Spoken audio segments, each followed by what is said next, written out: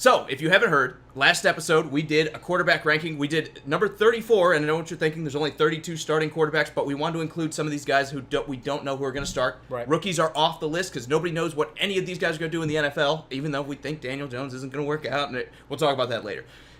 We're going to talk about guys that we have seen clear NFL performances out of, and we've already done 34 through 17, so we're starting with our B category here, Drew.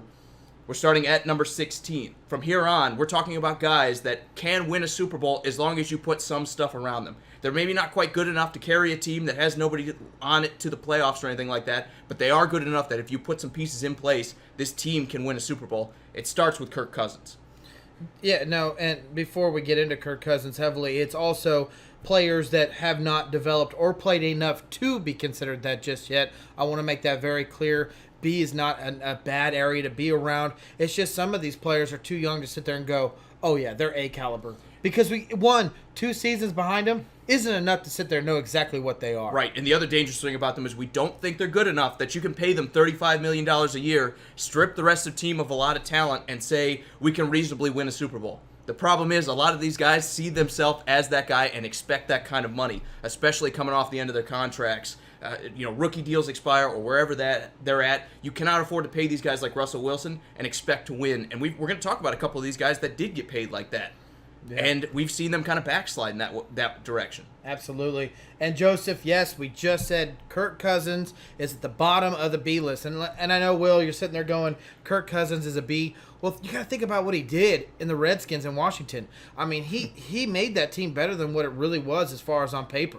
They did not have the defense that they have now, even though that defense was good back then, but this defense now is way better. Absolutely. There's no doubt about that. And you sit there and look at what he created offensively with literally no weapons and really no run game. He did have a great offensive line. And the only reason he is the bottom of the B is because this last year going to a team is could be considered so much better. Exactly. And he did a mediocre to below average season. Good to see you, Jeremy. Good to see you on the front end of the show this time, too. Yeah, Good. nice. Welcome in, man. Going back to what you're talking about, Kirk Cousins, he got a lot out of Deshaun Jackson. He got a lot out of Pierre Garçon. Both good players in their own right, but neither one you would sit there. It's not Reggie Wayne. It's not Julio Jones. He hasn't had elite-level wide receivers, but he still had really good production out of them. I know everyone wants to sit there and crucify him because he had a bad year in Minnesota last year, but the fact of the matter is, it was a new scheme. He's moving to a new place, working with new players. The offensive line was atrocious, and he's not a scrambler. He's the guy you have to sit there and put him in a pocket and protect him. There were a lot of things going against Kirk Cousins. If they can correct some of that, we're going to be talking about him being better than a lot of people consider him right now. Absolutely, and I was not telling you to hold on. I just read Will's comments. Dude, no. Okay. Thielen and Diggs, honestly, could be the best receiving duo in the NFL. Dalvin Cook, Kyle Rudolph. They just drafted Irv Smith to try to replace him if something happens to Kyle Rudolph. They've done a pretty good job, I'd say, of stacking enough weapons around him at this point. It's not the weapons, though. You have to have time to throw the ball. It's not the weapons. You're right, but you cannot sit there and say he doesn't have weapons. He is literally probably the best duo of receivers. Maybe if you take out... No, he has the best duo. I think you got to say it's the best 1-2 punch in football, right? The best 1-2 punch that stayed healthy. Because you throw in like Cooper Kupp with like Brandon Cooks or Robert Woods, or if you sit there and look Tyreek Hill with Sammy Watkins, they might be up there to rival it, but the two duo that the only reason they're up there to rival it is because Tyreek Hill's so good. Okay, we're not saying Tyreek Hill. You mean Patrick Mahomes? No, because the only reason that we consider them one of the best duos is because Tyreek Hill's that good. Nobody's looking at Sammy Watkins and they're like, look out for that guy. I mean, Denver fans are. Obviously the Chiefs are. Okay, that's one game. Name two more, Drew. Two games. We play them twice a year. Exactly. So like I said, the Vikings, better weapons than the Chiefs if you want to look at tandem. And Steve's got another point. Julio Jones and Calvin Ridley. Now, I'd give Calvin Ridley a little bit of pump on the brakes. It is one season, which was absolutely a great season for a rookie. But the problem is there's usually a little bit of a downfall after a rookie splashing like that so largely in the NFL. The question is, how much of a bounce back does he have? I absolutely agree with you. He is another one of those another one of those duos that could be rivaled as one of the best. Absolutely. I kind of agree with you there. Why don't we move on? Why don't we talk about number 15, Jimmy Garoppolo? Is this a fair assumption for a guy who can't seem to stay healthy? I mean, when he's out there, he looks pretty good. But then again, his backups look pretty good when he's not there. I don't know, Drew. This, to me, he's the most enigmatic quarterback. We've never seen enough of Jimmy G to actually know how good this guy is. I mean, we've seen him in short spurts, but we've not seen full seasons or anything close to it. We've only seen him in a couple games every year, and then the guy's out with an ACL tear. Yeah, no, it's frustrating. And then again, that's why it's one of these guys that has shown greatness. I mean, there's no doubt about it. There's some of these games that you go out there and you watch Jimmy G, and the way he throws, the way he demands his offense, the way he runs these huddles. I mean, this guy is literally a pro's pro. Problem is he can't stay healthy. But when you sit there and look at it, you're like, you could build something around it. Kyle Shanahan, John Lynch, as much as he gets splashed around as not as a great GM, there's no doubt about it. They believe in this guy, and there's a reason to. I agree, but I think he's kind of moving into one of those prove-it years. If we see another season-ending injury and you're paying this guy a lot of money, there's no reason, especially if you wind up at the top of the draft, Drew, that the San Francisco 49ers shouldn't consider moving on. I mean, how long can you sit there and wait on a guy and sit there and say, well, we just need him to be healthy?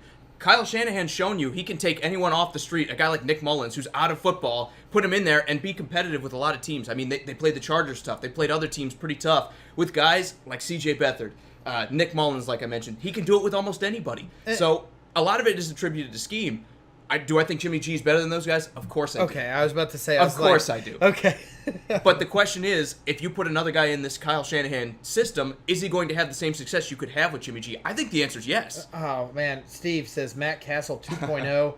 Are we talking like New England Matt Castle where he won 11 games? Scott also says Jimmy G equals Matt Castle so far. Guys, no. I'm telling you right now as a Chiefs fan, that is not anywhere remotely true. I mean, beyond the health concern, dude, the way he throws the ball, the way he demands the huddle, no, that is not Matt Castle. I am sorry. A 30-yard bomb in the NFL is not a bomb. If you want to see a poorly thrown bomb, look at Matt Castle highlights. Matt Castle can't throw 30 yards anymore, and I know this because I'm a Titans fan. He was on our team. Fan. He was playing way too much for the Titans because our favorite quarterback, Marcus Mariota, was not available all the time. Yeah, exactly. He does not have maybe a cannon of an arm, but I will say this about Jimmy G. He's not Matt Castle either. You're absolutely right, and Jeremy's saying let's get a full season out of Jimmy G first. I mean that's kind of that's what we're getting at, because every time he is on the field, let's not forget this guy was 7-0, 8-0, whatever it was before he finally lost a game. Man, this is NFL games. This is not easy to win. I don't care if you're a backup or a starter. If you go 8-0, 7-0, whatever it was, because I can't remember it now, you have talent. Right. You have something going on. But you can have all the talent in the world. If you're not healthy, it doesn't matter. And that does need to play a bit of an effect. And to me, like I said, if a guy gets hurt for 1 year, it's a fluke. It's the NFL. When you're talking about as fast as these guys are, you're going to get hurt. Then you look at what he's done. I mean, it's every year. We've seen the pattern now. Right. If you can't stay healthy a little, I mean, he broke his thumb on the Patriots when he had his chance to start. That's why Jacoby Brissett has a career. Right. Then he goes to the 49ers. They trade him for a second-round pick, and he can't stay healthy for more than 4 games at a time. I mean, he gets hurt on some of these plays, too, where you could have run out of bounds. Instead, he tries to, like, cut up field, and the Chief just lays him out. I don't remember who it was, but... I guess another best way to sit there and put about Jimmy G, and I know everyone's knocked on him, can't stay healthy, but let's just say he got cut today. How many teams do you think are going to reach out to Jimmy and see if he wants to play ball in their stadium, in their uniform? I honestly can think of at least 3 teams, in my opinion, that Tennessee that would be hitting him up and asking, "Hey." Oh, it'll be more than 3. I guarantee you. I'm There'll just, be 16 I'm just talking I about think just about everybody lower on this list would be interested in talking to him because you're always looking to upgrade a quarterback. It's the most important position. Everybody knows that. But if you can upgrade, there's no reason to not at least reach out and talk to him. So, yeah, I'm 100% in agreement here. There's at least 15, 16 teams out there that should be interested in Jimmy G if he was cut tomorrow. Owen is saying Carr should have gone above Jimmy G. But he's another guy that struggled with injuries, and even though Derek Carr's had a couple good years, Derek Carr's had a lot of bad years. We haven't seen bad play out of Jimmy G. There hasn't been a lot of games where you've looked at Garoppolo and said, man, I don't know if this guy can do it. Yeah, there have been games like that out of Derek Carr where you're like, I don't know if this guy can do it. I'm a big Derek Carr guy. I like Derek Carr, but let's face it, Derek Carr's had those peaks and valleys. Jimmy G has been pretty consistently good when he's on the field. Nate likes your comment of that's why I can't talk. Jacoby Brissett has a career. Well, I'm sorry, I'm laughing. It's true. I mean, sometimes you need somebody in front of you to get hurt, and then you get to show off what you do, and then you stick around in the league for 10 years because everyone's like, hey, remember back in 2016 where Tom Brady was suspended and Jimmy G broke his thumb and yada, yada, yada. I mean, it can make guys' careers. Sometimes you just need the chance. Good to see you, Sharif. To be honest with you about Derek Carr, there's a lot of games when you watch them in Oakland that losses because of him. I mean, don't get me wrong, the defense hasn't always been great. His offense always hasn't been great. But when you look at Jimmy G's tape, even though Jimmy G throws 3 interceptions, Jimmy G is throwing 4 touchdowns. As much as like every quarterback makes mistakes, when a great player plays, he seems to make it back, over what he made a mistake on majority of the time. And even though Jimmy G's tape is small, he's yet to, like you said, really have one of those games where it's like, all that's on him. And even more than that, I mean, just to expound on that, he's had those moments where, especially against the Titans, where he leads these comebacks in late in games and makes spectacular plays, and you're like, man, this kid could be special. You see him make these tight throws, you see him make these amazing plays, and it turns into wins. He's the guy that is clutch in moments that you want him to be clutch. The only negative we can say about him is he can't stay on the field, so we don't know how to grade him. Right? I mean, there's a chance this guy could be at 9, 10 on this list, maybe even higher. I think everyone on the B list has an opportunity to move up. Well, let's talk about a guy with a lot of opportunity to move up next. That's a perfect segue, Drew. That's why we keep you around. That was excellent media. I appreciate that. Baker Mayfield, our 14th quarterback. You want him higher. I want him higher. But I don't. So he sits at 14. I'm kidding. Look, this is, again, another tough guy to rank. It's only been 1 year, and he's had a lot to work with Cleveland. If you look at all these young quarterbacks that came into the league last year, who has had more to work with than Baker Mayfield? It's such absolutely none of them. It's such a weird word to put, had a lot to work with in Cleveland.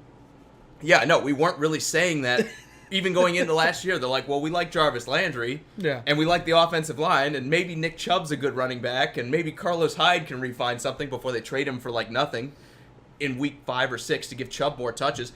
But now they have Kareem Hunt. Now they have Nick Chubb with another year under his belt. They have Jarvis Landry. They add Odell Beckham. I mean, this offense is stacked. David Njoku, pretty good, an up-and-coming tight end, a good young guy in fantasy. Look for him as a sleeper because I think with all the attention on those receivers, there's going to be a lot of throws open to the tight end in the middle.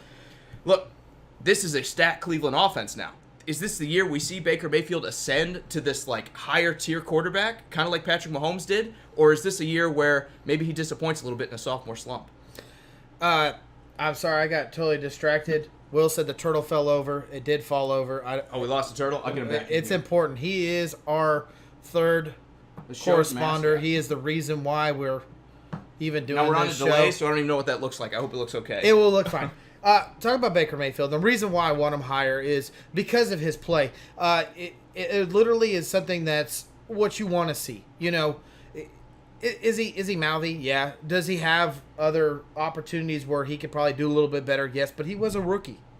I'll let you say what you got to say. No, I got a couple comments here. Owen said, who's their third receiver? Callaway is a good receiver for Cleveland, and Higgins is an up-and-coming kind of guy that nobody really talks about. If not, look for David Njoku as a tight end. I'm not sure if you're asking about like who they have as the third receiver or whether they have the third option. I think Njoku will be the third option, but they also have some good depth receivers as well.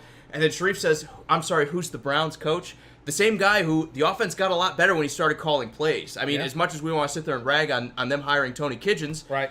There's a good chance that this works out, right? I mean, we've seen it work out as the OC. Why not as head coach if he's calling the plays, Drew? No, you're 100% right. Let me go back to my Baker Mayfield stand here. It's when you watch, back to the rant. when you watch this guy play, his ball is always going to the open receiver. Now, is it him off target or is it the receiver not knowing the routes?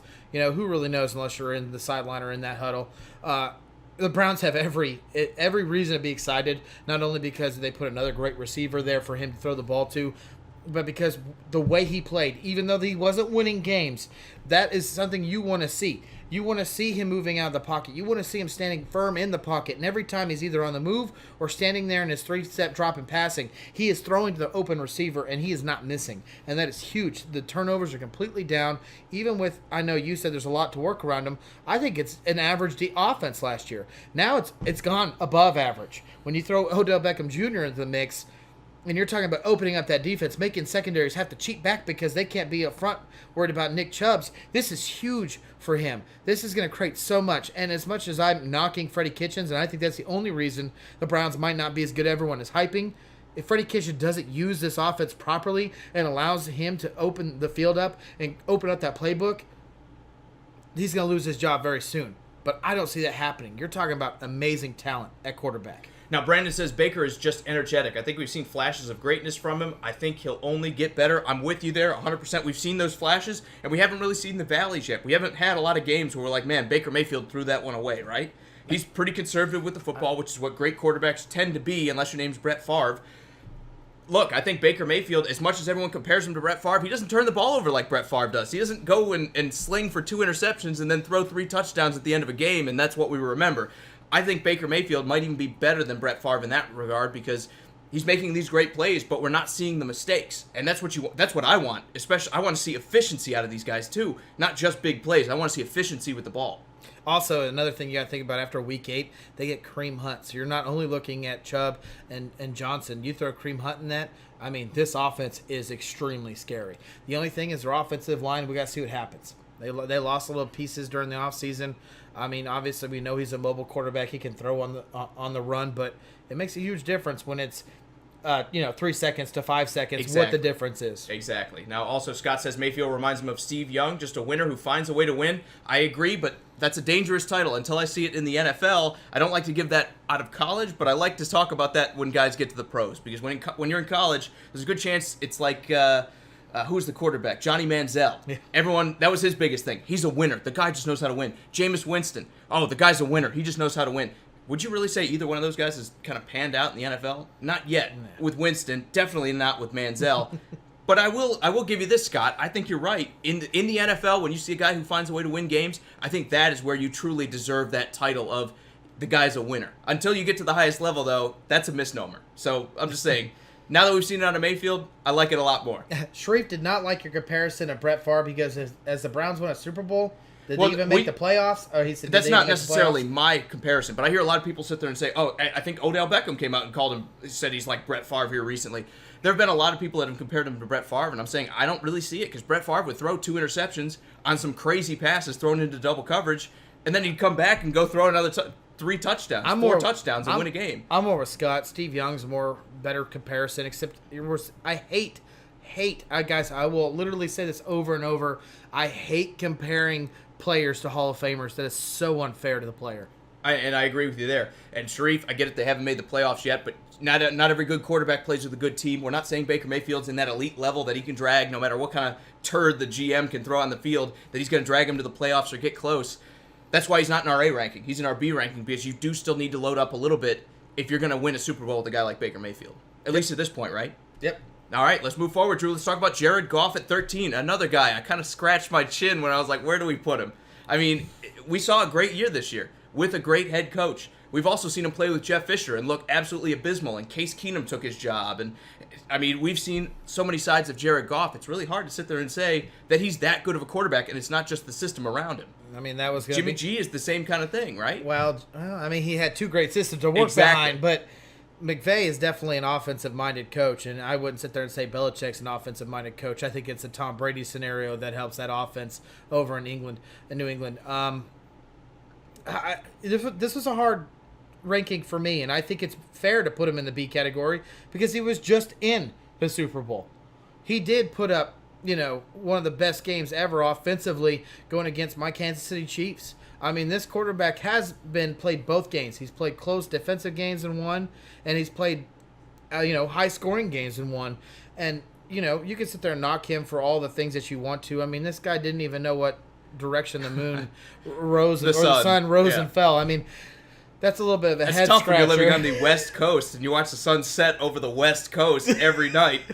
Yeah, I mean, outside of that, though, we can't criticize him for that, right? You can be as dumb as you want and be the best football player in the world. True. It doesn't necessarily... Look at Jameis Winston. Well, he's not the best, but look at Jameis Winston. I don't think Jameis Winston's... No, he's an idiot. Okay, all right. I'm not going to argue there. Yeah. We don't have time to go into the No. IQ of Jameis Winston, but what we do have time to talk about is Jared Goff and whether he'll continue this. Look, I think if you take Sean McVay out of the equation in St. Louis, or now LA, I should say, if you take the coach and the scheme out of it, I think he's somewhere around mid-tier to maybe a little bit better. I don't know if I'd put him ahead of Derek Carr. I think if you put Derek Carr with Sean McVay, Derek Carr would look like an MVP. So I think a lot of it does kind of lean itself on the weapons they have there, on the scheme that they have. I don't think Jared Goff is a special quarterback, but on the other hand, you can't argue with what he's done, right? I mean, No, obviously this year was fantastic. Right. Sometimes all it takes is getting a good offensive mind around you. And look, I also think we've kind of seen a slanted view of him at his worst because it was Jeff Fisher, maybe the worst offensive mind in football Mr. for the 500. past 20 years. Exactly. Mr. And how did 500. he get there? 2.5 yards in a cloud of dust running the ball. So, I mean, the guy made Todd Gurley look like a bust. So, yeah, he's not a good coach, okay? I think at this point in 2019, we can sit there and admit Jeff Fisher does not fit the current era's worth of football, and we can't call him a good coach. I know he had a 500 record, but those days are gone, okay? This is from a Titans fan. I know all about Jeff Fisher. Those days are gone. How does it relate to Jared Goff? I think, again, we've seen just two extremes of coaching styles. We've seen him at his worst with a guy like Jeff Fisher, who's definitely weighed him down. We've seen a guy who's lifted him up like Sean McVay. He's a tough guy to categorize. I think that's why we have to give him the 13th spot and still give him a little bit of the benefit of the doubt. Owen saying he would not draft Goff in his fantasy league. I could see it, but at the same time, I guarantee you're going to be drafting one of his wide receivers because they throw the ball and they seem to put up points. Yeah, they do, absolutely. Sorry, some of these comments are making me laugh. No, I'm right there with you. Let's move on. I don't really know we could dwell on Jared Goff too much more. He stinks. Who needs him? Exactly. Let's talk about number 12, a guy that, again, we've kind of debated about, Matt Stafford. How do you rank a guy like Matt Stafford that at times looks like he's an elite quarterback, and then at other times you're like, who is this guy? The year that he shouldn't do well, he does amazing, and then it's like, this is your offense, buddy, take it over, and he does terrible. Mm-hmm. Well, it doesn't help when you trade Golden Tate, at week 7 or 8 or whatever it was, right at the trade deadline. I think you look at Matt Stafford, I think this past year is a bit of an outlier because they got rid of so many of his weapons. And I got news for you, Drew. They didn't do a whole lot of adding at the weapons, at any of the weapon positions on offense this year. So when you look at Detroit, I'm kind of worried about Matt Stafford going forward. I know they want to be more of a running team. I know they want to be focused on that. I think I look at this though, and you're setting this guy up for failure. He needs some weapons if he's going to make it worse. If right? I remember correctly, some of his best years when Reggie Bush was there, and that was their last 100-yard rusher. Right. I'm just getting my point across to the fact that if you don't have a run game, how well can you throw the ball? And let's not get me wrong here. Matthew Stafford's not. Ask Aaron Rodgers pretty well. Well, as long as you're Aaron Rodgers. That's a whole different category right there. I'm not a Matthew Stafford fan. I'm not here as a Lions fan. I can't sit there. You can't make me laugh while I'm trying to drink. I'm not going to sit there and say that he's just an amazing quarterback. But when you literally have the worst rushing offense, what do you expect to have out of this guy? Well, they have Kerryon Johnson now, right? I know they have more of a pass-blocking focused offensive line. I know they've tried to lean towards the pass in the past, and they said, hey, it hasn't gotten us anywhere. We're Detroit. We haven't really been relevant for years now, right? So they're trying to go back to their roots, trying to go back to the Barry Sanders days and bring on as many rushing kind of weapons. Those days too. They want to bring on as many rushing weapons and kind of take the ball out of Matt Stafford's hands. I just wonder if that's the right move. Look, I think Matt Stafford, everyone agrees he can get the job done when you let him.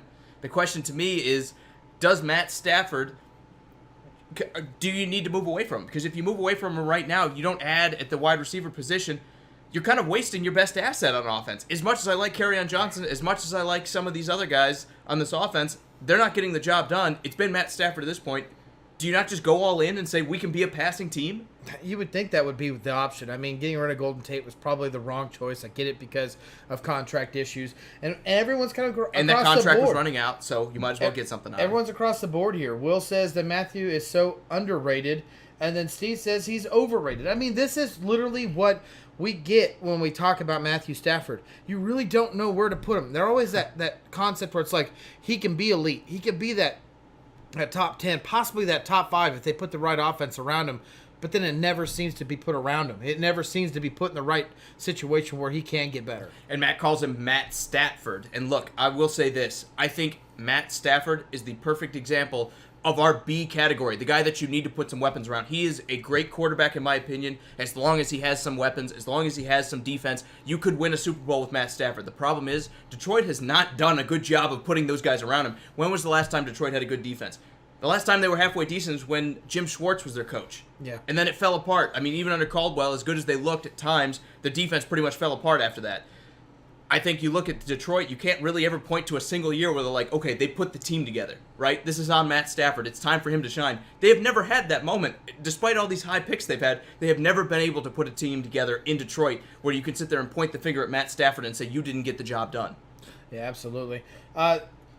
Steven, what's going on, man? I'm glad you could join us. And you're absolutely right, dude. Go St. Louis Blues, man. I really hope that they can win. It's been a long time. Interesting stat. 3 out of the teams that have had more than a week's rest for the NHL playoffs, 3 out of the past 13 years have won the Stanley Cup. So Boston, coming off all this rest, might be at a disadvantage. I'm a rest guy, but what about the rematch? 3-10. This is a rematch of 1970. It is a rematch. This is what I just hope for St. Louis that this they is what finally everyone's get been one. waiting I really for. do. I mean, they're basically a starting team in the NHL. I know they're not one of the original 6, but they're as close as you can get. I hope they pull it off. We don't have time to talk about that, though. Oh man. Now, I'm sorry. Steven says I meant to go Detroit back needs to a it. running back. Haven't had a legit one since Barry, and I agree with you. But I think they're hoping that Kerryon Johnson turns into that guy. I think we saw some flashes out of Kerryon Johnson, right? I don't think their offensive line is built to run the ball, but I didn't mean to interrupt you. No. I don't think their offense is built to run the ball. They don't have those kind of big offensive linemen who are good at moving the D linemen.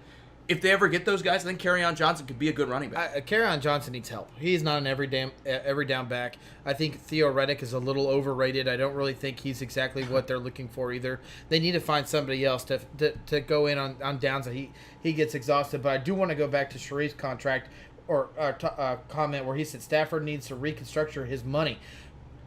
Let's be honest here, man. I mean, who are they going to pay?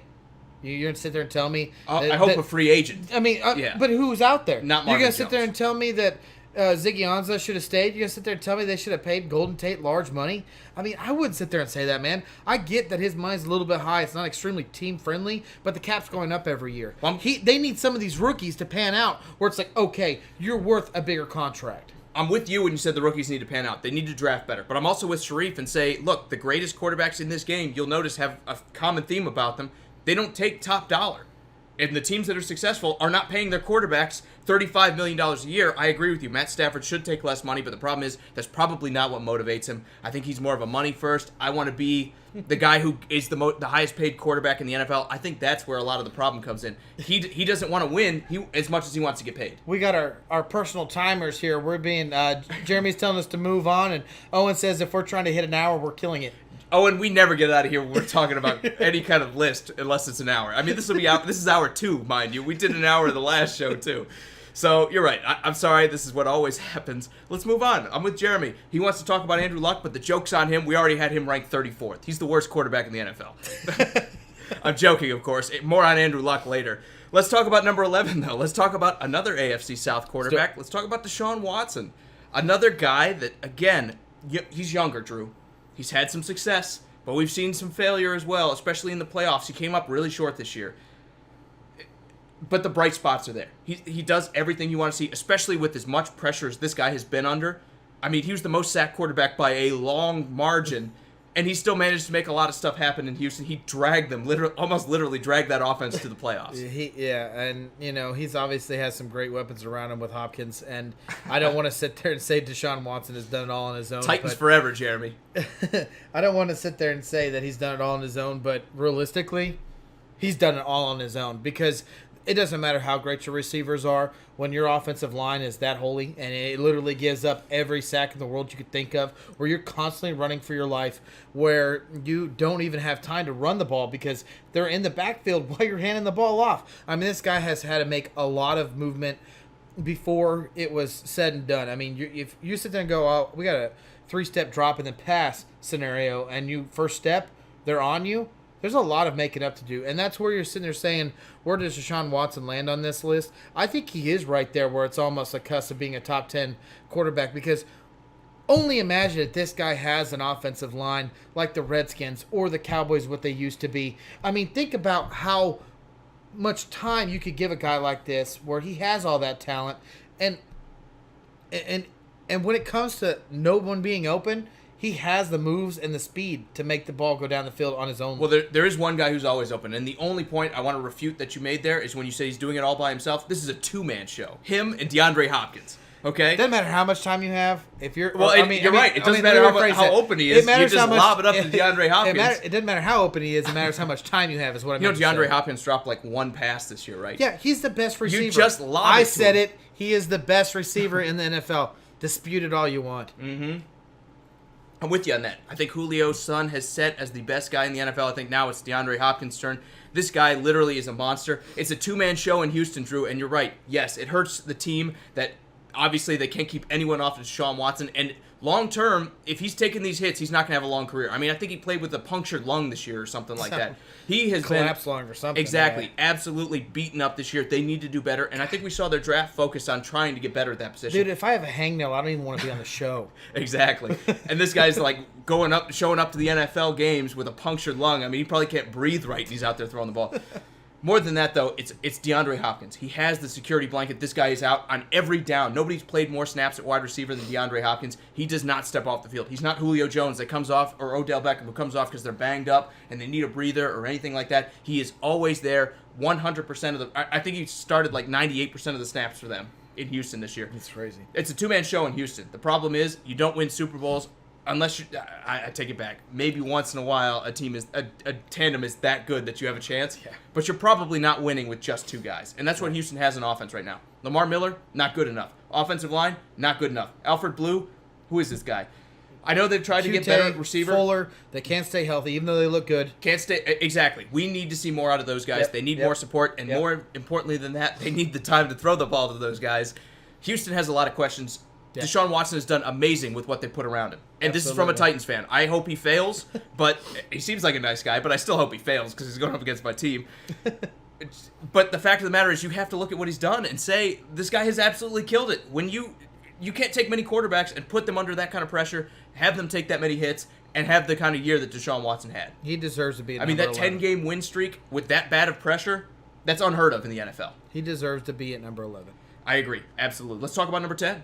Let's do it. Carson Wentz, a guy that is on the exact opposite of that. He has every tool under the sun, right? He has the great offensive line. He's had running backs. He's had receivers. He's had a great tight end who might be now the second best guy in the NFL. And yet the injuries have crept in. That's the only question. Kind of like Jimmy G, where we've seen more out of Carson Wentz. We've seen 10-game seasons instead of 4.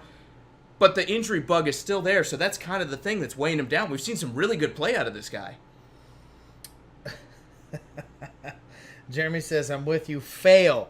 Man, to be honest, you look back, it was 2 years ago, he was the MVP of the league. There's no doubt about it. This guy was playing on every cylinder, every calibrator was literally going the right direction.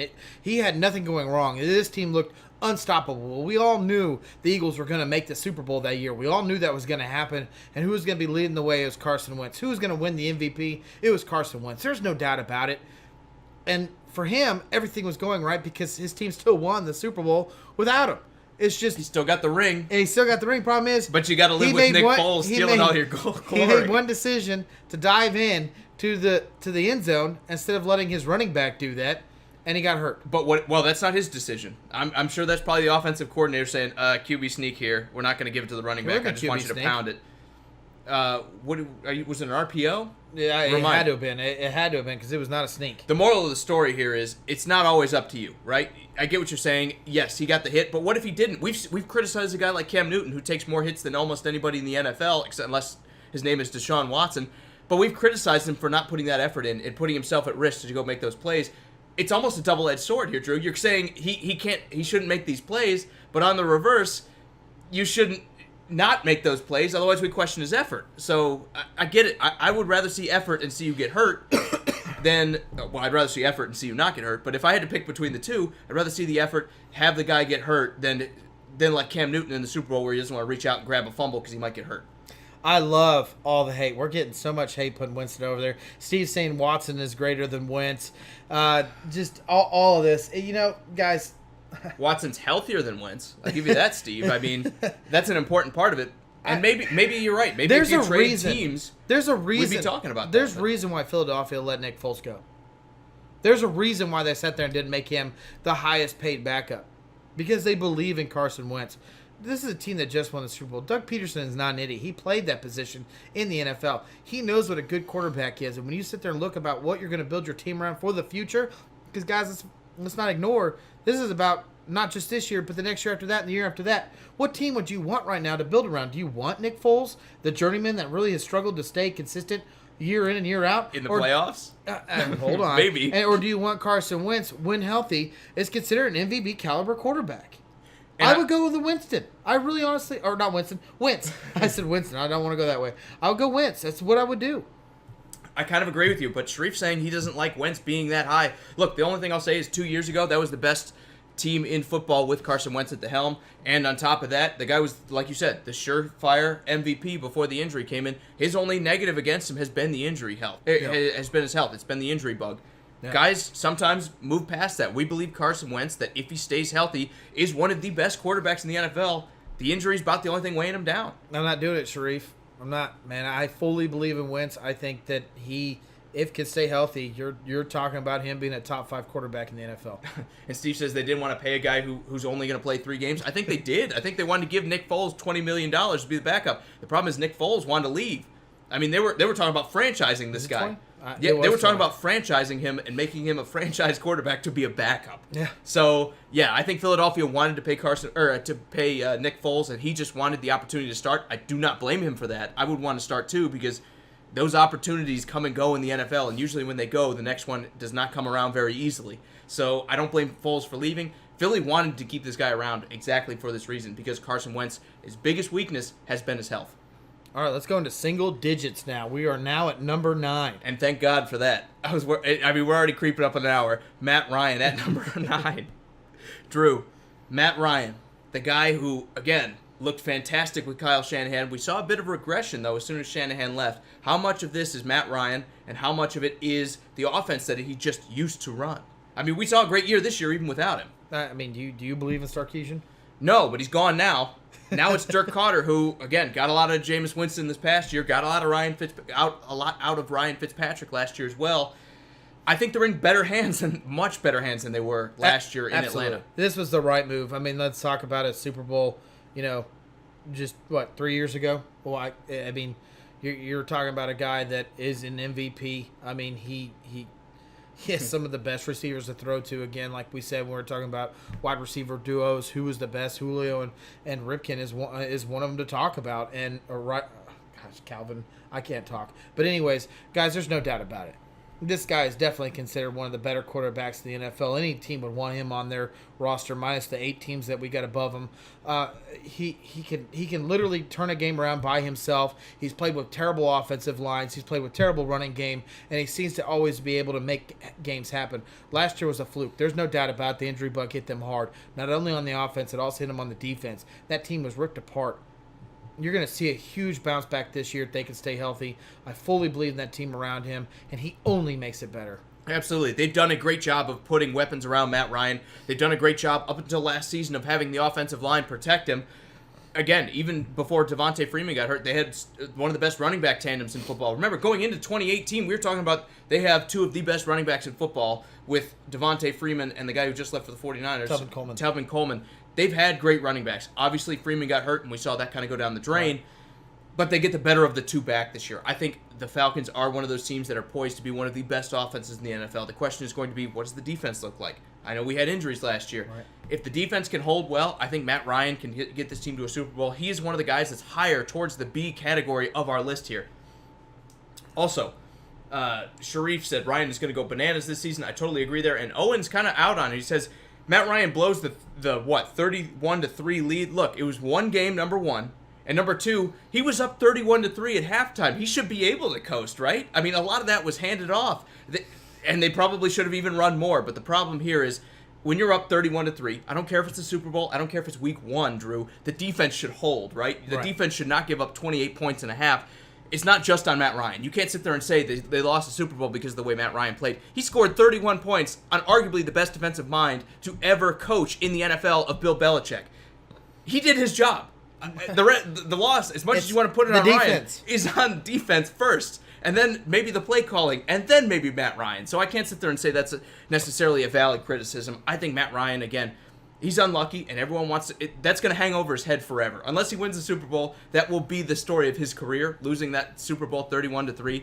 But you got to admit, when you're up 31-3 on the Patriots in the biggest game of the year, you're doing your job. No doubt about it.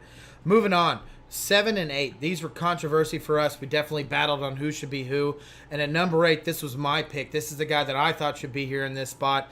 And this is Ben Roethlisberger. And I get it, guys. He's a Super Bowl winning quarterback. He's had some of the best years where he's just throwing the ball all over the place and considered one of the best offenses. Where you look at the 3 Bs. You're looking at him and Le'Veon Bell and Antonio Brown. Well, guess what? They're all gone. So now it's him. It's Juju Smith. It's James Conner. Can this guy still recreate what they had with those guys being gone now?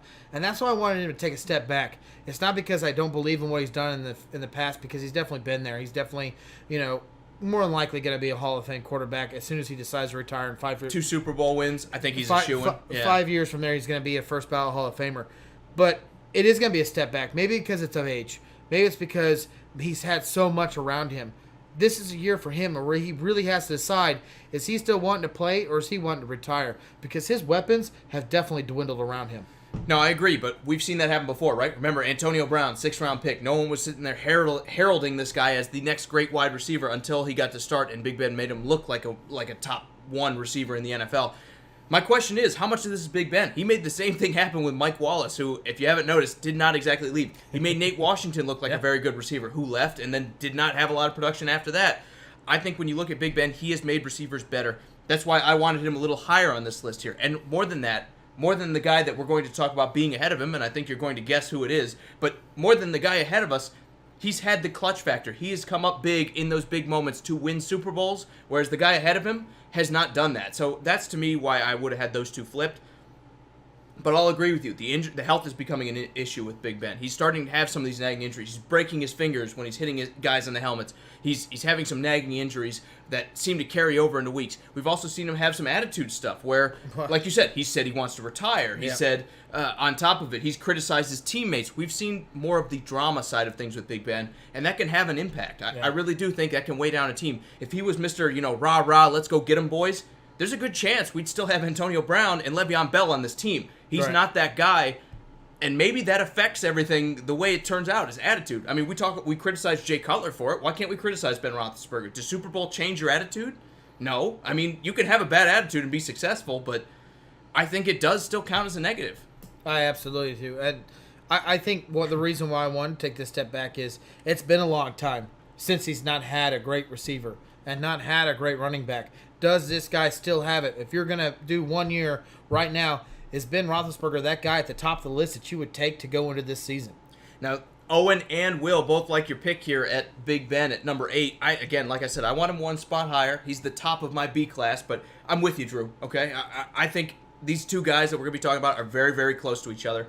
Also, on top of it, Sharif says Big Ben will lead the league in passing yards. Coming from a Ravens fan, that's pretty high praise, isn't it? It's huge. He must do it a lot on that Ravens defense.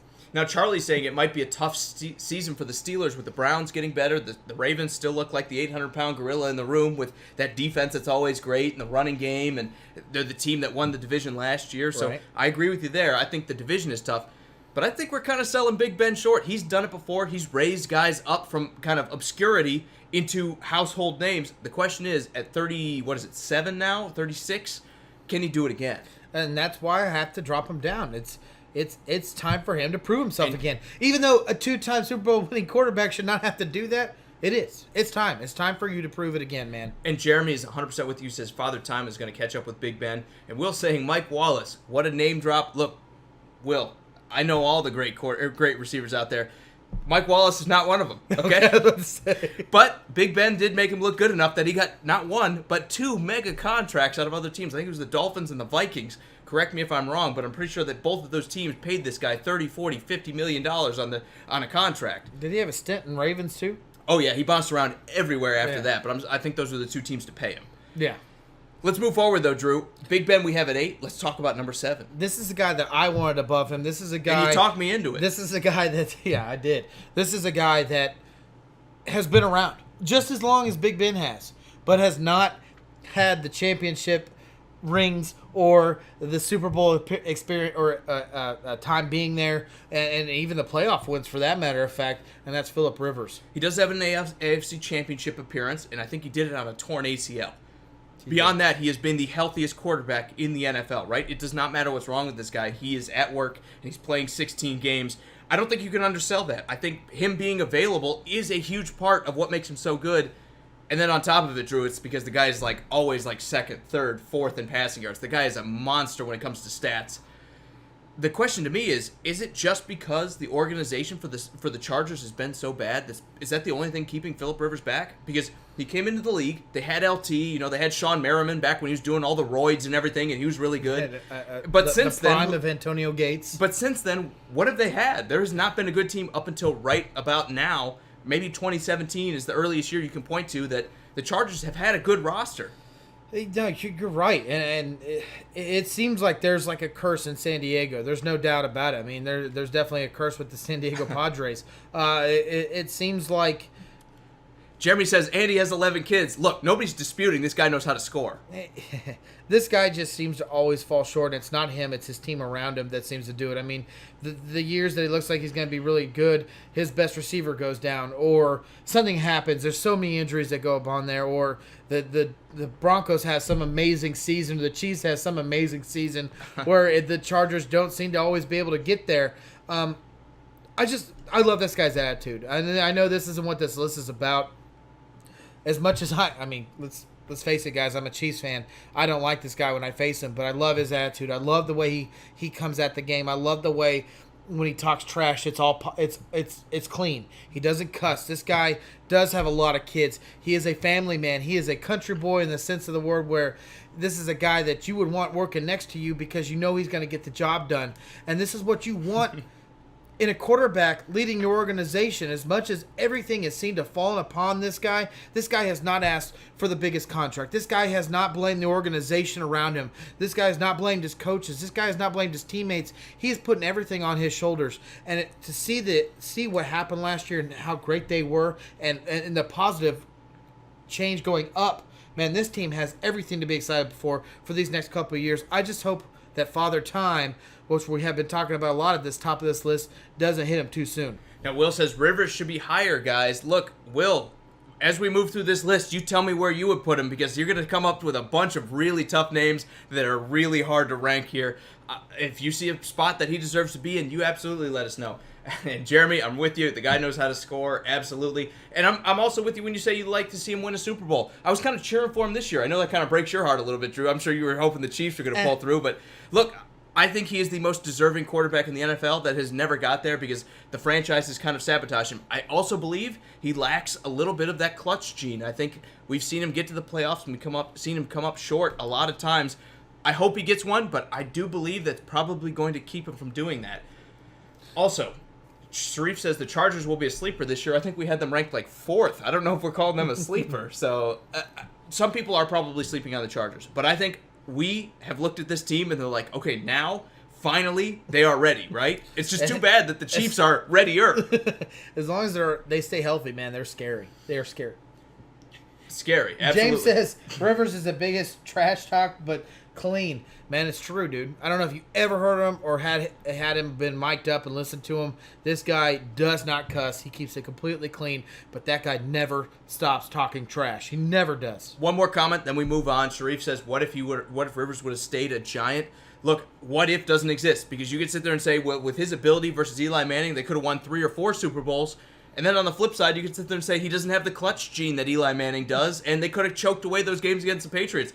You saw what he looked like against the Patriots this year. There is no definitive answer. I think that's one of those impossible, like, alternate reality questions that we will never actually know the answer to. Right. All right, let's move on, though. We got to move on. This is going into our A group. These are the guys that can literally put a team on their back and win a Super Bowl. We're not talking about an AFC championship. We're not talking about an NFC championship. These are the guys that we fully believe by themselves, with just an average to below average team, has a possibility to win a Super Bowl. It doesn't happen. More than likely, no, because not one person can win a Super Bowl. But if you had an opportunity, one of these guys can do it. Even more than that, it's one of those guys that if you put an absolute turd of a team on the field, he's still going to keep you in the playoff conversation. He's going to physically drag any wide receiving group, any NFL offense to somewhere near a good/elite group simply because of his play.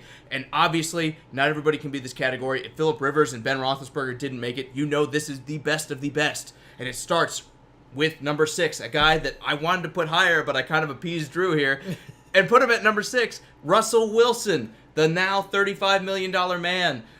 He is one of those guys that, as everything fell apart in Seattle, as the run game kind of evaporated, as the offensive line got considerably worse from their Super Bowl runs, the Legion of Boom departed, and yet somehow this team is making the playoffs. It's always in the conversation. Why? Because they have one of the best passing/running options in Russell Wilson. I can't emphasize enough how much this guy puts on his shoulders and doesn't by himself. Jimmy, I'm glad you could join us, man. And let's not get me wrong, I absolutely love Russell Wilson. I think he's one of the best quarterbacks in this league, and there's no doubt about it. I'm not I'm not blowing smoke. I'm dead serious about that. The problem is he plays in an offense where they run the ball more than they pass it. And I've said this many times on this show. If he would switch and he'd play in Indy, or if he'd go play in Kansas City, or he'd go play anywhere else, they throw the ball more. You'd be talking about a guy that's a top 3 quarterback in the NFL, but they're not. They're not doing that. They ran the most last year in 2018 season. They were the most run offensive team. Give this guy a chance to throw the ball. Give him some more weapons offensively, and watch him flourish. Unfortunately for him, Doug Baldwin, one of his best targets, went down. They try to drive DK Metcalf, and they still have Tyler Lockett, my boy from Kansas State. We're going to see what he can do.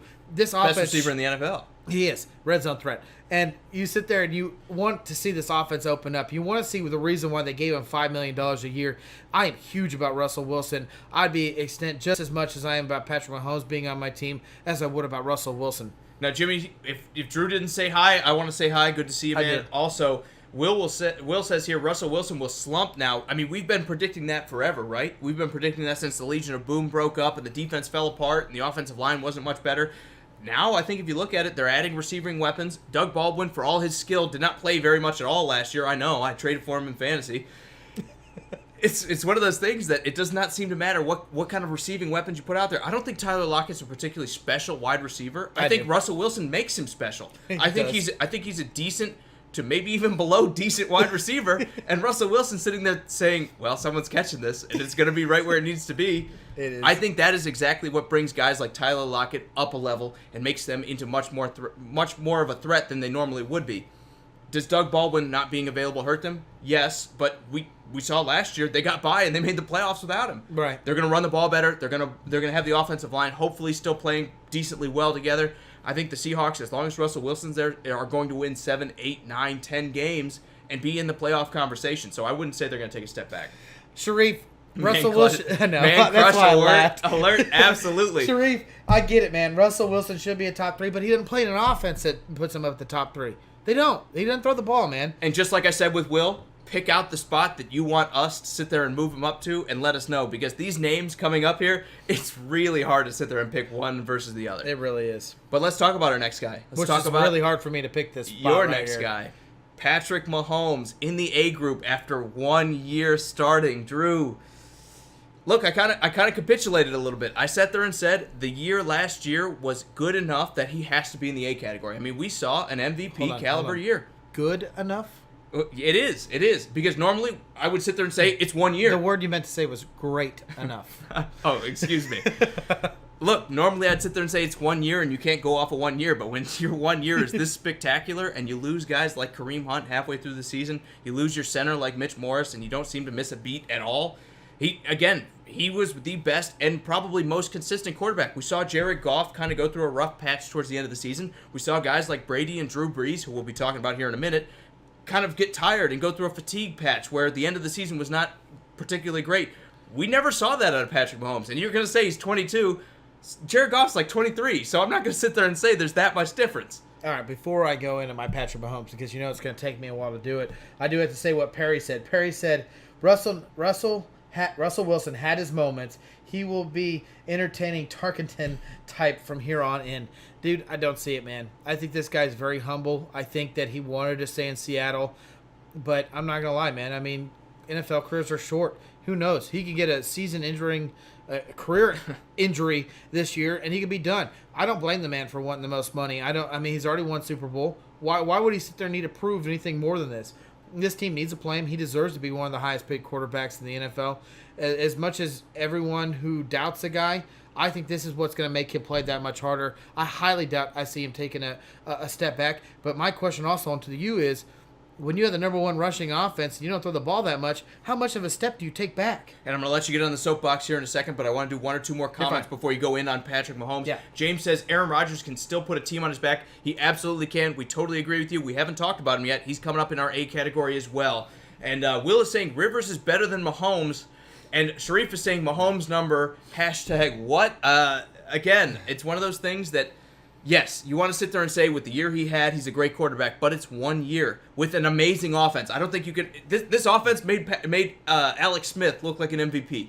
So if this evaporates, if we see guys like Tyreek Hill miss games, and now Kareem Hunt is gone, and maybe they take an injury too on the offensive line again, and they're not quite as good as they were last year, Are we going to see the same thing out of Patrick Mahomes? I know, Drew, in your heart of hearts, you're saying yes, but when I look at it, I sit there and say we have to see it before we can rate him any higher.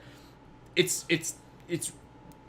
a bias on my part by saying we haven't seen enough out of him, but it's a bias that you need to have because, again, it's a very small sample size out of Patrick Mahomes. You can't sit there and tell me 16 games is enough to sit there and say he's better than any of these other guys who have done it for multiple years. And it's just even a stretch for me to put him over Russell Wilson because, again, the guy has done it for so long that I think that kind of skews the data a little bit. No, you're 100% right, and I get everyone's naysaying, it's 1 year, what does that mean? I mean, what's the future going to hold? Well, let's talk about this 1 year. We're talking MVP. We're talking 5,000 yards throwing the ball. We're talking 50 touchdowns. We're talking about losing your best running back. We're talking about losing your number 1 or your number 2 wide receiver for majority of the year. You're talking about not having a great defense, but you took your team to the AFC Championship. Guys, let's all put this into thought process, and you sit there and you talk about a quarterback that did that. You're not talking about a 1 year starter. You're talking about a 5 year starter, a 6 year starter, a 7 year starter. You're talking about a guy that's been around the league forever. Right. And there's no doubt about it. You don't talk about a first year starter in those categories, anywhere in those categories. I mean, you can literally sit there and say anything. He also was one of the leading rushers on his team after they let Kareem Hunt go. This guy has literally turned around the NFL and said, this is how you play quarterback now. It's no longer in the pocket. You need to be able to go on the move and throw the ball behind a defender. You need to be able to put it in your left hand and toss it there. And I get there that that's not always going to happen. I get that that's not exactly the way you want to teach and coach a quarterback how to play in the NFL. But guess what? This guy's doing it. This guy's changing the way teams face quarterbacks in the NFL. Russell Wilson is also one of those players. But guess what? Patrick Mahomes is doing a little bit better. And I sit there and say, okay, 5,000 yards, 50 touchdowns. Can he repeat that? No. Man, I'm a realist. There's no way this guy's going to do that again. But what about 4,000 yards? What about 40 touchdowns? That still puts him in an MVP caliber season. This guy literally can light the world on fire without doing exactly what he did. And now everyone's going to say, well, they don't have Kareem Hunt. Well, they don't have Tyreek Hill for a majority of this season. Whatever, man. Who cares? He never sat there and favored one receiver. He favored everybody. He threw to like 15 receivers for touchdowns. This guy lit the world on fire, and he's going to keep doing it for the rest of his career until he gets hurt or Andy Reid decides to retire. As much as I'm not, I might be on a soapbox here, and I might be a Kansas City Chiefs fan, but I've heard enough. And I've been a doubter from the very beginning because when they let Alex Smith go, I was like, man, what in the world are they doing? What is Andy Reid doing? This is a mistake. It wasn't a mistake. I was completely wrong. This guy is literally lighting the world on fire, and you'll see it from year in and year out until this guy decides to call it quits or an injury career, which hopefully that does not happen. I'm excited to be a Chiefs fan. Any of your Chiefs fans out there, man, this is an exciting time to be a Chief. Did you get it all out? Oh, no, I could go more. That was good. That was Thank good. you. That was very good. I like that. Thank you. That was good. I don't necessarily agree with everything. I will say this. I do believe he benefited from having as good of an offense around him as he did. Do I think 5,000 yards is the norm? No, probably not, but you made a good point. He did a good job of distributing the ball, and he did it with style, right? That's what you want to see in the NFL. Yeah. Beyond that, again, the comments are right there. You're on the soapbox. You're giving your sermon, but I'm okay with that. I think you made a lot of good points, and that's why we have him this high.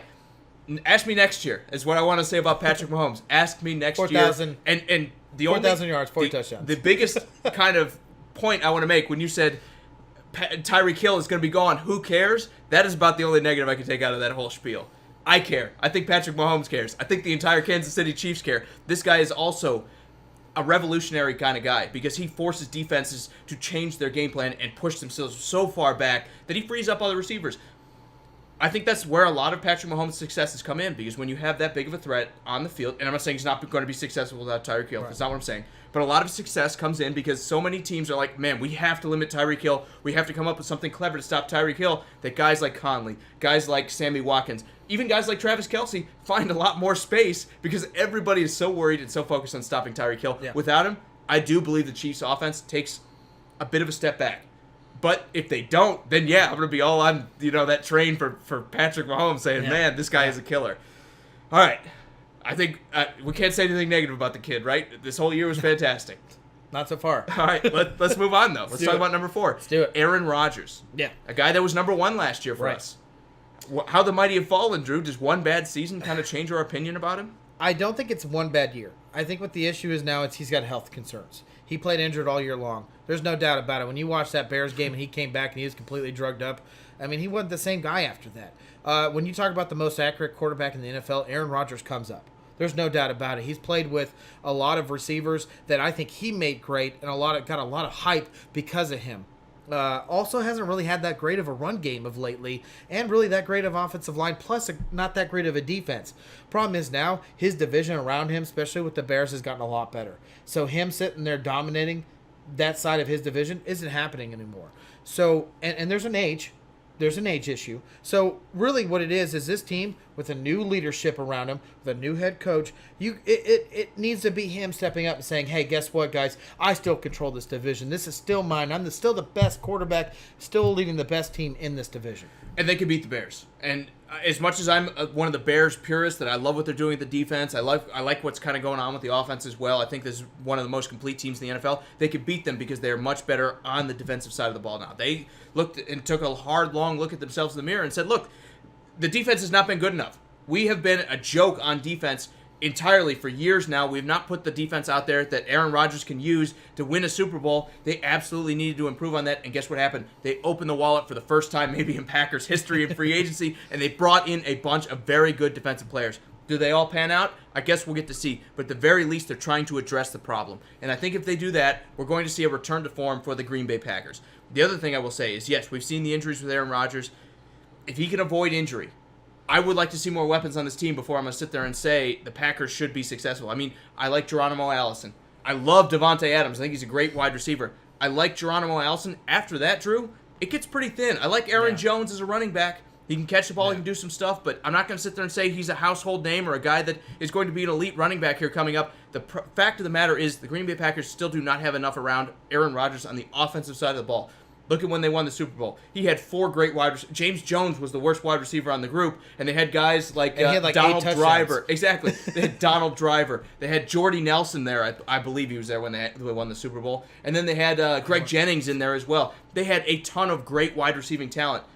You're not going to tell me, Ventus Scalding and Equanimeous St. Brown are going to be leading this team to the Super Bowl. They did not do enough on the offensive side of the ball, but they believe in what they have. They believe in Aaron Rodgers, and they said, look, you can only fix one thing at a time. Let's focus on the defense. I understand that. Aaron Rodgers, to me, while he's taking a step back, a lot of that goes on the health. Yeah. I still believe the distance between 1 and 4 is very, very thin. No, absolutely. Let's talk about number 3. Let's do it. Unless we have some comments. Do we have some comments? I mean, there's comments. That we want to talk about? Yeah. Yeah, I actually want to talk about James' comment. He said, with the league going more to a mobile quarterback, even though all the protection in the NFL has been implemented, I don't think you will see a quarterback having long careers, no building stats with longevity. Man, I get it, James. You're absolutely right, and there's no doubt about it. I think you're still going to have issues with mobile quarterbacks staying healthy, but this is not the first year or the last year or the year before that mobile quarterbacks have been out there. I mean, we could talk about a lot of them, man. Talk about Steve Young.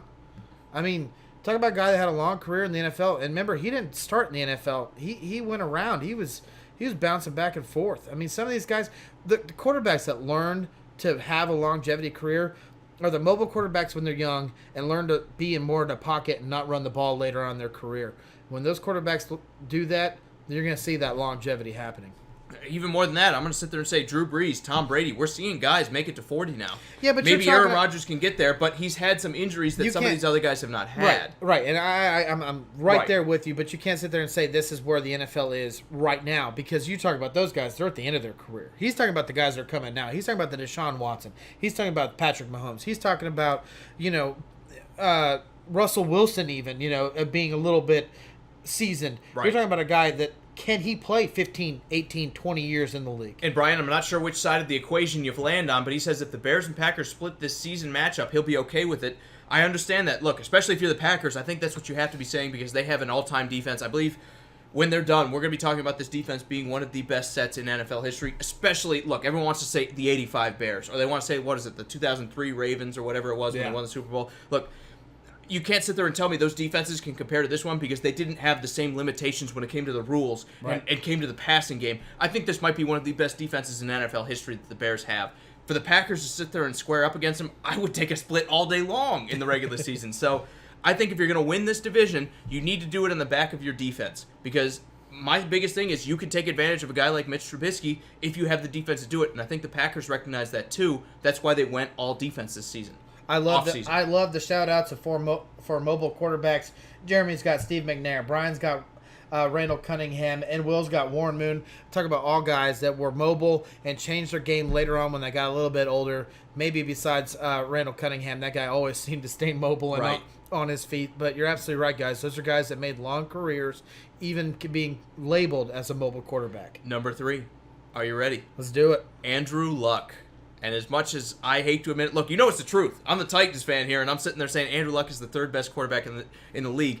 Nobody I think you can point to in this league has done as much with as little as Andrew Luck has. I mean, you talk about steaming piles of turd that the Colts have had as a roster, and he still manages to find a way that they're always relevant when he's on the field. And he arguably could be the number 1. He could. Arguably could be the number 1. We've never seen him with a Green Bay style offense when Aaron Rodgers won. We've never seen him with a Patriots level defense that's top 10 scoring all the time. We've always seen him with T.Y. Hilton, and he had Reggie Wayne early on. He had Reggie Wayne for a little while too. I love T.Y. Hilton. I do too. I mean, and I like T.Y. Hilton down there. But that you know who also stud. has one receiver? The Houston Texans. Do you know who has not had the same success as the Indianapolis Colts? The Houston Texans. So, yeah, I absolutely believe Andrew Luck is absolutely the 3rd best quarterback in the NFL. The guy is magic. It doesn't seem to matter who it is. He makes them better at wide receiver, at tight end. If you're a pass catcher, you are better playing with Andrew Luck than you are pretty much anywhere else in the NFL. Yeah, and guys, I know you're all sitting there saying, what? Luck over Mahomes. Trees wants to pass out. This is also... Will saying Rivers over Luck. Guys, look at that team, what the Indianapolis Colts had when Luck was injured. They're the worst team in the league. Look what happens when he came back. 1 year coming back from a horrific shoulder injury. I mean, this guy shouldn't be throwing the ball anymore. If it was me and you, dude, we'd have problems picking up our children or putting on our shoes. So there's no doubt about it that this guy has done something that's absolutely a miracle beyond just medical, let alone he hasn't lost much of his talent on the field. This guy's a playoff. He made his team a playoff contender. He literally made his team a Super Bowl contender. If they could just figure out the free agency woes and spend a little bit of this money they have around him, man, these Colts are scary. And I know Colts fans are hoping Chris Ballard is the guy to do that. But also Will says Rivers is better than Luck, and this is where I absolutely, as much as I love Phillip Rivers, have to totally disagree. I think if you switch and you play that hypothetical game and you take Andrew Luck and you put him on this year's Chargers, did they get blown out by the Patriots like that? No. I'm sorry, they just don't. I think they win that game. In fact, when you look at how depleted the Patriots were, I really don't. I think Andrew Luck keeps pace with them, and eventually they go back to throwing the ball a little bit more, and the Chargers kind of recover, and you get those pass rushers going after Brady. I think the Chargers would have won with Andrew Luck under center over Phillip Rivers. I love Phillip Rivers, but he's not Andrew Luck. Not anymore. Andrew Luck is now much better than Phillip Rivers is. Man, Sharif, you said, and lost the Chiefs. Listen, man, I want to put Patrick Mahomes at the very top of this list. I mean, if I could, I would. I think you obviously know that.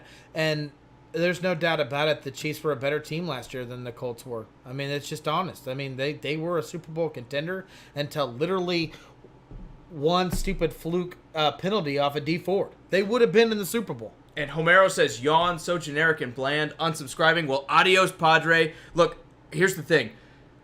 If you want us to sit there and say, oh, Baker Mayfield's the best quarterback in the league to get to, drive up all this controversy and get you guys attention and everything like that, we're not going to do that. We're going to tell you the truth.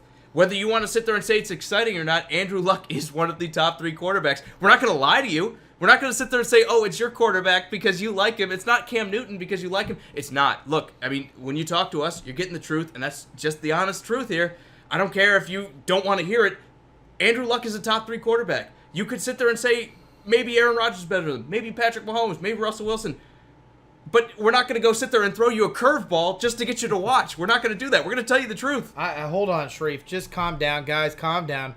He has every right to say whatever he wants, guys. And that's okay. Listen, that's okay. I'll be generic, and I always say this. Guys, we love all comments. Hate, love. You don't like us. You love us. You think we're indifferent. But I got to call you out. I do. We don't care, but we will say something when you talk to us. Man, we love talking sports. That's the reason why we do this. That's the reason why we're sitting here an hour and 15 minutes of this, and I need to pee. I have to pee. You're going to tough it out. I just put 2 beers down, guys. I'm ready, and not just small beers, tall can beers. This is it, man. This is what we love doing, and by all means, dude, just keep on preaching whatever you believe in. If you don't think Andrew Luck's number 3 best quarterback in the NFL, hey, I don't think so either. I think the number 1's Patrick Mahomes, but I didn't get to make that decision. We had to make an agreement as a show. We did. And also, Homero, look, I hope I'm pronouncing your name right. If you disagree with us, let us know in the comments. Lay out your list, because we'll gladly comment on what you think, too. It's about everybody.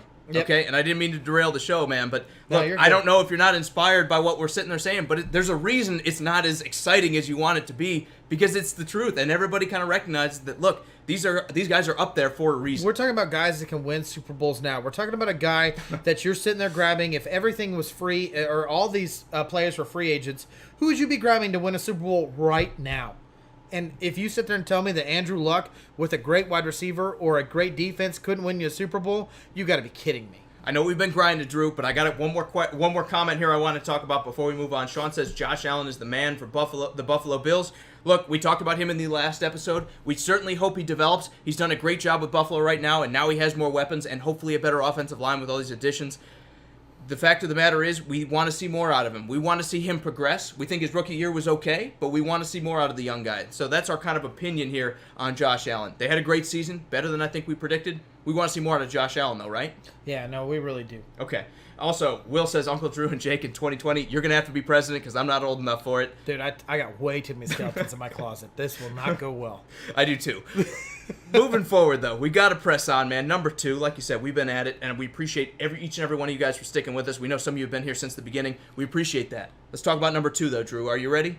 Before we get into it, I really want to know, you guys all know the 2 quarterbacks that are left, and I'll sit there and say them in no particular order. Tom Brady, Drew Brees. Before we get into it, guys, who do you think is going to be number 1? Who do you think is going to be number 2? I'm interested to see what you guys think. Right now, we're talking about a quarterback. If you had an option to pick one to win a Super Bowl, the 2 quarterbacks that are left are Tom Brady and Drew Brees. I want to see your list before we get into it. Let's just do a quick review of exactly how many we've gone through. 34. Let's just do it without any comments. Let's go through the list. You want me to read it? I'll do the first 34 through, let's say, 18. All right? And we do have another episode entirely on these guys. If you want more depth, go back and look at 148, I believe that is, because we broke all this down. But go ahead. So at number 34, the very bottom, Eli Manning, Josh Rosen, Lamar Jackson, Jameis Winston, Marcus Mariota, Alex Smith, Ryan Fitzpatrick. Case Keenum, Ryan Fitzpatrick, Joe Flacco, Josh Allen, Andy Dalton, Ryan Tannehill, Sam Darnold, Dak Prescott, Cam Newton, Mitch Trubisky, and Nick Foles. Right, and Derek Carr. You're forgetting about Derek Carr at 17. He was the last guy we talked about last time. But that's okay. Good job. We reviewed. Also, I saw somebody say we're close to Colin Cowherd. But again, which one of these guys would you sit there and tell me is not deserving to be in the top 5/top 7? I haven't seen his list, but it's one of those things that I think that probably 85 or 90% of NFL fans would sit there and say these guys deserve to be towards the top. So we're not trying to be like anybody. Again, I haven't seen his list, but it's nice to know that he agrees with us. Why don't you go ahead and finish this off from 17 on? From 17, we have Kirk Cousins at 16, Jimmy G, Baker Mayfield, Jared Goff, Matt Stafford, Deshaun Watson, Carson Wentz, Matt Ryan, Ben Roethlisberger, Phillip Rivers, Russell Wilson, Patrick Mahomes, Aaron Rodgers, Andrew Luck, and then coming in at number 2 here, Drew, we have the man himself, Drew Brees. And I know what everybody knows that means number 1 is, but we need to talk about why. Everyone so far says Brees should be number 1, but I absolutely get what everyone's saying. When you talk about Drew Brees, he has every reason to be a first ballot Hall of Famer. This is a guy that you want in your offense. The way he stands in the pocket, the way his height does not affect how this guy plays the ball. He was injured, but never should have ever considered not to be a great quarterback. This guy's made New Orleans and the Saints an organization that every free agent or any kind of player wants to go down there and play. This guy is everything you want. There is no talk about him cheating. There is no talk about him just being a bad guy in general. This guy is just a family man. This is a guy that is considered up there with Aaron Rodgers as being the most accurate quarterback in the NFL. But there's just another guy before you go into your spiel that has a little bit more rings than he does. Even more than the rings. I think when you look at it, yes, Drew Brees was absolutely fantastic this year. Going on 40, if there's a quarterback who mirrors Tom Brady right now, it might be Drew Brees. By having that success, by staying healthy even up into his 40s and the years going into that, I think Drew Brees, for his longevity, has done it. The one thing I will say is he probably doesn't have as many weapons as Tom Brady has year in and year out, but we've seen Tom Brady do it especially this past year, with an offense that does not deserve to be in the Super Or Bowl, one right? of the worst defenses too. I mean, Because, well, scoring-wise, they were okay, but you're right. They were absolutely a sieve, giving up yards, letting teams kind of pound it, especially early on in the season. They were Right. not the normal Patriots defense. But when you look at Drew Brees, the defense has gotten better. He does have the Super Bowl win against, Indianapolis. But on top of that, he's also had some years where they've definitely come up short. I think the finishing kind of aspect is what kind of gives Tom Brady the edge here. But even more than that, Drew Brees has had some very, very good players here. and it's not a knock on him, but the problem is he can't run. He can't carry his team. I mean, when's the last time Tom Brady was 500 team in a season? You can't name it. Drew Brees has been a 500 winning quarterback a couple of seasons in a row. And, you can sit there and be like, oh, the team around him was terrible. Well, guess what? Tom Brady has taken some of the great teams and some of the worst teams around him and you can sit there and say division because, trust me, guys, that's the first thing that popped in my head as soon as I said that. He has one of the weakest divisions, so he obviously can go into the playoffs. But guess what? In the playoffs, that division no longer matters. This is some of the toughest teams in the NFL, and it seems like no matter what, he gets there. And not only does he get there, he gets the big game, and he seems to win it. Exactly. Also, with Drew Brees, he has a tendency to come up a little short in these games. Yeah, I get it. You can sit there and argue he's been cheated 2 years in a row with both the Stephon Diggs miracle kind of catch and touchdown with the Vikings, and then last year with the Rams kind of making contact on him. But good players do not wait for the call to fall in their direction. Good players, and he is a good player, sit there and make things happen by themselves. There's no reason those teams couldn't have beat those other squads like the Vikings, who obviously weren't good enough to play the Eagles, and also the Rams. There's no reason they couldn't have beat them. They had their chances, even in overtime. They came up short against the Rams here. Everyone remembers the interference call, but let's face it, they had a chance to win in overtime because they got the ball first, and they got stuffed. Yeah. And I think, Drew Brees threw a pick. So, yeah, I think you look at it, Drew Brees, fantastic quarterback. We're talking about paper-thin margins here, guys. It's extremely paper-thin. But you have to give the edge to Tom Brady because not only has he been the clutch factor, but he's also done it with a lot of guys that, like Chris Hogan, like Danny Amendola, who have not really had a lot of success elsewhere. He's managed to get the most out of their guys, whereas Drew Brees, you look at this past year. I mean, he had Michael Thomas, and Michael Thomas is a great receiver for him. Did you see anyone else really make a splash for the Saints? No, and they run a little bit more than the Patriots do, but he has not elevated guys like Tom Brady's elevated guys. I think you have to give the edge to Tom Brady. And I don't like to. I'm not a Patriots fan, but we got to recognize here. Not even a little bit. Even more than the Super Bowls. You have to look at what he's done, and with what he's had, Tom Brady has always found a way to stay competitive. Drew Brees has had years where he's not done that. You have to give the edge to him. And I absolutely agree. You can sit there and say all the nay things about Tom Brady. I'm right there with you. I could sit there and list them, and I'm not going to. But when you talk about Tom Brady, even if he makes some mistakes and throws a pick to Kansas City, guess what? He never allowed his team to be that far off where one pick, even off of his mistake, made a difference. You can sit there and say Belichick is a better coach. Well, no one's knocking Sean Payton like the Saints should be moving on from Sean Payton. I mean, this is... Well, there was a time they did, but remember. And I was hoping he was coming to Tennessee, so I definitely remember. Yeah, but you were hoping to grab him. My point is, as much as I am not a Tom Brady fan, I am not a Patriots fan. Trust me, if I want to see any dynasty ever end, it would be the Patriot dynasty I want to lose. I want to see the Bills win that division. I want to see Miami win that division. Shoot, I want to see the Jets win that division. And I want to see the Patriots not be playing in January. So I just want everyone to be realistic. If I had to sit there and pick one time to sit there and say who's going to win a Super Bowl this year and you got to pick a quarterback, guess what? Tom Brady is the number one. And if you don't pick him, you'll be all right with number 2 and 3 and 4 and 5. But guess what? That's the guy you want at number 1. And also, Homero says weak arm at the end of the season. That kind of happened to both Drew Brees and Tom Brady. Look, they're 40. There's a little bit of fatigue. But guess what happened? They played those fresh, young guys like Patrick Mahomes, and they beat them. I mean, honestly, you look at it, you can sit there and say, well, they ran the ball in the Chiefs. Besides Jared Goff. But, yeah. Well, okay. Yeah, well, Jared Goff lost to Tom Brady. No, I mean, in the Super Bowl. Right. But... yeah, you're right. Drew Brees came up a little bit short, but both of these guys had that criticism against them, and both of them have wound up having success even late in the season, even when the body starts to failing. More than physicality, it's about your decision-making at quarterback, and nobody, I think you can argue, makes better decisions than these two guys. Maybe you could say Aaron Rodgers, maybe you could say Andrew Luck. It comes down to what decisions do you make and what do you do with the talent you have. Both of those guys have maximized their career.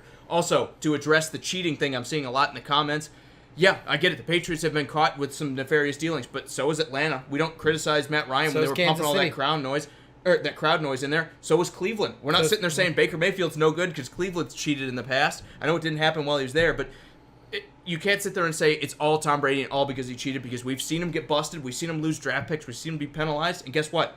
They're always there. Year in and year out. They're always making it happen. I wish they weren't, but they're always making it happen. I really wish they weren't. And that's, again, do you want to talk about number one? Have we not addressed it well enough? No, Tom I think Brady? we talked about it. All right, I think that's going to do it for our list, guys. Hey guys, thanks for watching. We hope you enjoyed what you saw. If you did, make sure you subscribe to our page here and throw us a like if you don't mind. Guys, remember this is Sports Around the Bar, so grab your favorite drinks, join one of the fastest growing communities on YouTube. We can't wait to hear from you.